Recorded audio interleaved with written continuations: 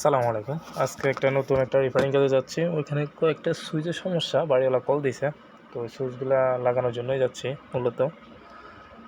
তো সমস্যা হয়েছে কি, এগুলো তো অনেক আগে সুইচ, এই কারণে আর কি কল দিছে।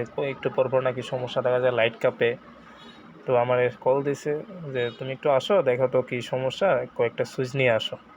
পরে আমি চিন্তা ভাবনা করছি, আচ্ছা ঠিক আছে, যাই দেখি কী অবস্থা। ওমা যাইয়া দেখি যে সুইচ তো নয়, যেন নুয়া আমল লাগে সুইচ। পরে খুললাম। তা অবশ্যই কিছু কিছু ইলেকট্রিশিয়ানরা বলবো যে আপনারা যখন ফ্যানের রেগুলেটরগুলো লাগাবেন, এই যে কানেক্টারগুলো অবশ্যই আপনারা ইউজ করবেন।